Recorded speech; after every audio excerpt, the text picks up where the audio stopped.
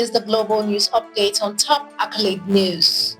The headlines: Thailand Prime Minister suspended. U.S. Senate Republicans struggle to pass Trump's $3.3 trillion tax and spending bill. Trump lifts most U.S. sanctions on Syria.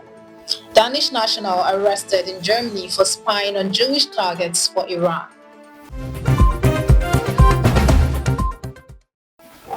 We start with the focus in politics. Thailand Prime Minister suspended. Thailand's constitutional court has suspended the country's prime minister from duty pending a case that could remove her from office after a leaked call with Cambodia's former leader sparked accusation of dishonesty and undermining national sovereignty. The scandal has fractured her coalition and triggered protests, intensifying the decades-long power struggle between her family and Thailand's military-backed establishment. The deputy prime minister steps in as a caretaker while she remains in the cabinet as culture minister. Meanwhile, her father and political kingmaker faces fresh legal battles, including charges of royal defamation and scrutiny about a controversial hospital parole, further clouding the family's political future.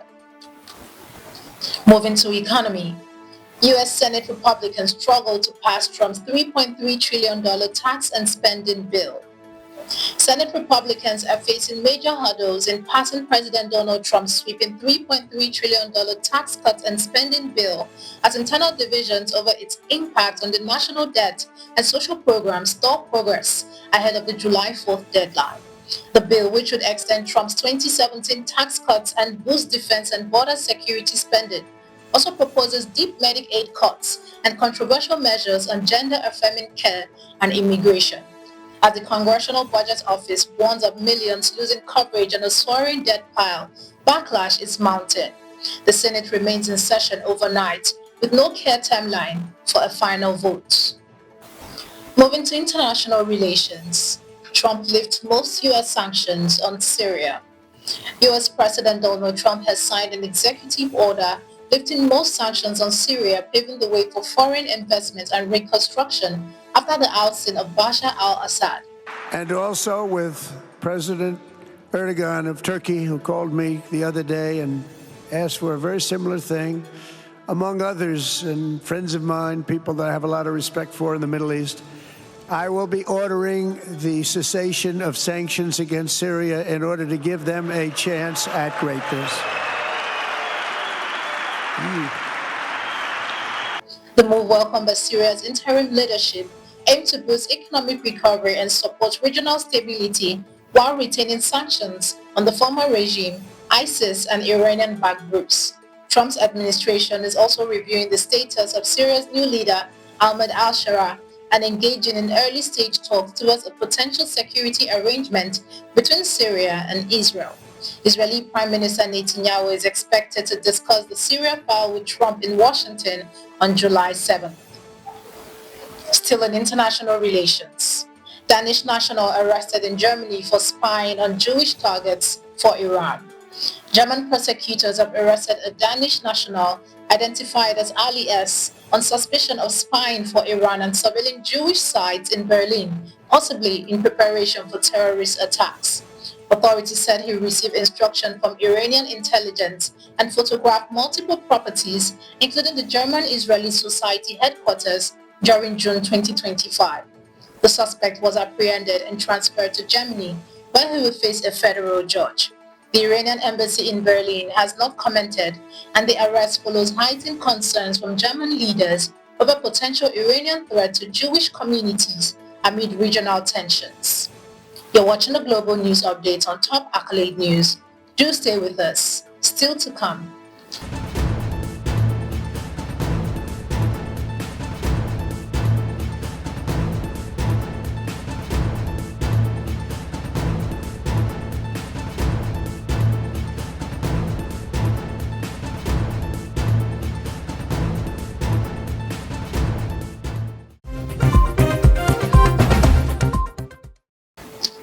Thanks for staying with us.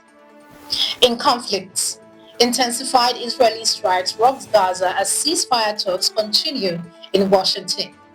Israeli air and ground forces launched heavy strikes across northern and southern Gaza on Tuesday, leveling homes in Gaza City Khan Yunis and Rafah as thousands of Palestinians fled amid new evacuation orders. At least 20 people were reported killed, with entire neighborhoods reduced to rubble. The escalation comes as Israeli Prime Minister's close aide Ron Dermer meets U.S. officials in Washington to explore ceasefire options and regional diplomacy following Israel's brief war with Iran.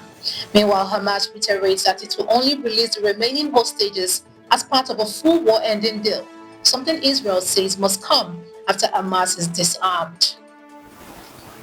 In crime, brutal cartel war claims 20 lives in Mexico's Sinaloa state. Mexican authorities have discovered 20 bodies in Sinaloa, highlighting the intensifying cartel warfare engulfing the region. 4 bodies were found hanging from a bridge, while 16 more inside a van below as violence between the rival Sinaloa cartel factions reaches unprecedented levels. The conflict sparked by the U.S. arrest of cartel co-founder El Mayo Zambada and one of El Chapo's sons has claimed nearly 3,000 lives of disappearances since last September. Now El Chapo's sons, known as Los Chapitos, are reportedly aligning with former rivals in the Jalisco cartel. U.S. authorities are closely monitoring the situation amid rising concerns over fentanyl trafficking and cross-border security. Turning to entertainment, jury deliberates in Diddy sex trafficking trial. Jury deliberations have begun in the high-profile federal sex trafficking trial of music mogul Diddy following 7 weeks of graphic testimony from former girlfriends and 34 witnesses.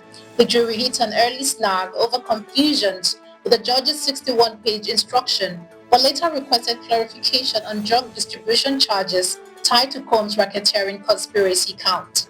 Prosecutors allege Combs used violence, drug, and power to control victims, while the defense argues the charges are motivated by money and fame.